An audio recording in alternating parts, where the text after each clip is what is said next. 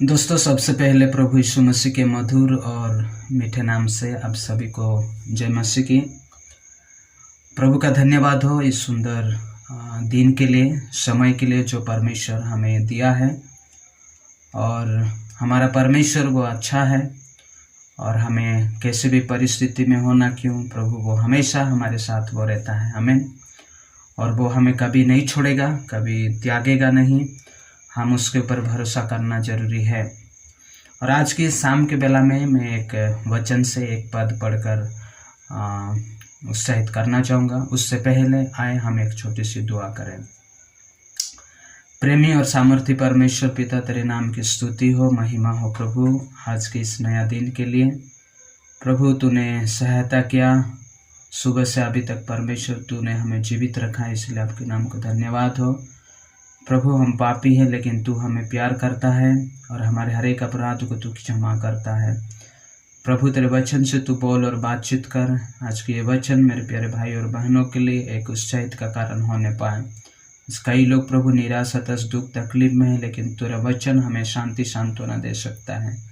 बिनती यीशु के नाम से मांगते हैं, आमीन।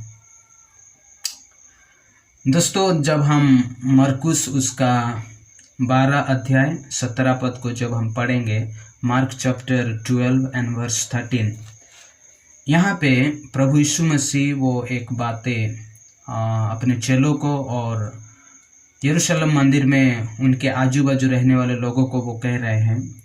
और मैटर ये है, टॉपिक यही था कि वहाँ पर और प्रभु यीशु मसीह के समय में और टेम्पल टैक्स देने के बारे में रोमी सम्राट वो लोग बोलते थे और राजा लोगों को कर आदाय और देना पड़ता था और लोगों को टैक्स भरना पड़ता था। तो प्रभु यीशु मसीह एक दिन मंदिर में थे और उस समय और वो सेना लोग और जो टैक्स कलेक्टर लोग आके मांग रहे हैं। उस समय चेले लोगों के पास पैसा नहीं था। तो प्रभु यीशु मसीह को ये लोग पूछ रहे हैं क्या हम लोग उसको टैक्स देना है कि नहीं। प्रभु यीशु मसीह वहाँ एक अच्छी बात बोल रहे हैं कि जो कैसर का है, जो राजा का है, उसको राजा का दो, और जो परमेश्वर का है वो परमेश्वर का दो। ये वचन हम यहाँ पर देखने को मिलता है। दोस्तों, यहाँ पे मैं एक दूसरी बात बोलना चाहूँगा जो कि आज संसार का जो है वो संसार का है और परमेश्वर का जो है वो परमेश्वर का है। हम इस संसार में हैं लेकिन हम इस संसार की नहीं है। हम संसार जैसे चलाता है हम ऐसे नहीं चलना है, बल्कि हम हमेशा परमेश्वर के वचन के हिसाब से हमें चलना जरूरी है। आमीन।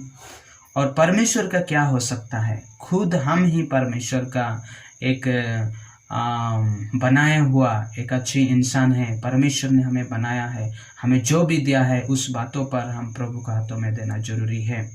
और मैंने इस वचन को क्यों चुना, क्योंकि आज की इस कोरोना के टाइम में हम बहुत सारे लोग अपने घर में हैं और जॉबलेस है और काम कुछ नहीं है, और कई सारे यूथ्स बैंड और लोग सिर्फ मोबाइल में बिजी है। ये सब बातें चल रहे हैं। लेकिन क्या आप जानते हैं कि परमेश्वर सबसे बड़ी बातें जो है, सबसे बड़ी चीज़ वो है टाइम। जो परमेश्वर हमें टाइम दिया है उस टाइम को हमें इस्तेमाल करना जरूरी है। क्यों ना हम why should we should not spend time in reading Bible, praying and worshiping God and taking a small fellowship with others. This way we can give our best to God. हम परमेश्वर के इस आधार पे हम उसका समय दे सकते हैं। और इस टाइम में और प्रभु में हमें आगे बढ़ना जरूरी है दोस्तों। और प्रभु के पास हम आगे बढ़ना जरूरी है और दूसरों को हम उसके बारे में बताना जरूरी है। हमारे पापों के लिए हमें क्षमा मांगना जरूरी है। तो इस समय कभी भी टाइम वो व्यर्थ नहीं होता है। तो आए हम परमेश्वर के हर एक कामों को, हमारे समय को, हमारे हर एक बातों को हम प्रभु के हाथों में दें और वो परमेश्वर वो हमें आशीष देगा। प्रभु इस छोटी सी उत्साहित वचन के द्वारा आप सभी को आशीष दे। Stay tuned with my YouTube channel, and if you are new, please subscribe to get this kind of small meditation word and song also. प्रभु आपको आशीष दे। जय मसीह।